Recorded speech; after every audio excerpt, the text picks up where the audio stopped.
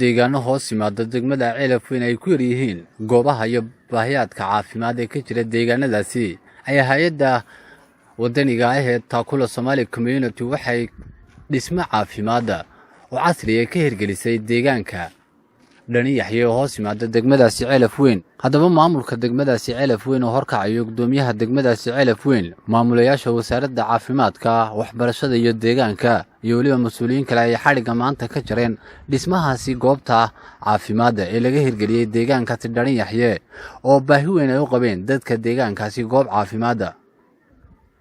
ugu horreynna furitaanka goobtani caafimaad waxaa halkaasi ka hadlay gudoomiyaha hay'adda Taakula Somali Community Cumar Jaamac Farax oo ka warbixiyay qaabka ay u hirgeliyeen dhismahani. ku faraxsanahay maanta inaan goobjoog ka noqono munaasabadan xariga laga jarayo dhismaha MCH ka magaalada Dhani Yaxye. mashruucaas oo ay maalgelisay dawladda Czech Republic runtii waxay ka mid ahayd wasaaradda caafimaadku meelihii ay u ahayd qorshaha sanadkan wax ka qabato oo ayna noo soo tilmaantay.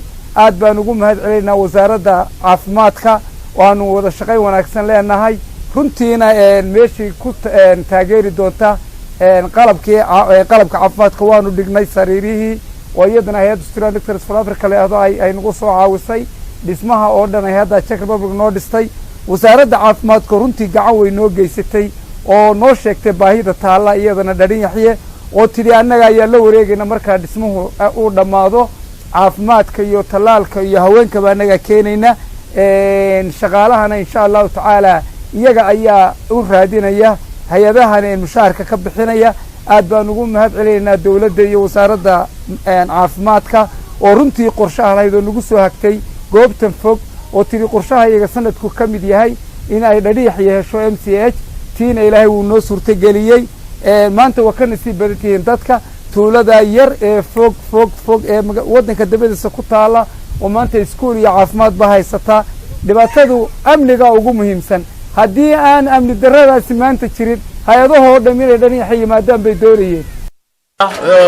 dhismihiisu aad iyo aad u heer sareeyo kana faa'iideysteen carruur fara badan haddana fasalkii saddexaad marayaan mar labaadkiina ka dhisay halka kan MCH aad iyo aad quality-giisu wanaagsan si wanaagsan heer sare oo qalabaysan qalabkiisii wuxuu baahnaan waxaan ka dhinayn.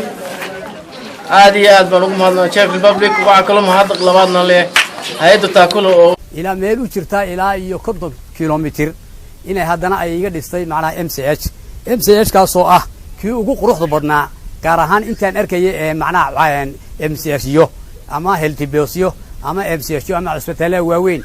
qalabka la keenay waa qalabkii loogu talagalay dadka horumarka gaaray. wasiirka caafimaadka agaasimaha guud ee macnaha wasaaradda caafimaadka gobolka macnaha caafimaadka oo ah inay arrimaha caafimaadka degmada Ceelaf Weyn waxay kala qabtaan. maanta waxa farxad ah oo farxadii ah inaan ka soo qayb galno xafladan furitaanka MCH ka tuulada Dhani Yaxye oo ay fulisay hay'adda Taakula Somali Community iyadoo oo fankiisana ay lahayd Czech Republic Development Cooperation qalabkana ay dhigtay Australian Doctors for Africa.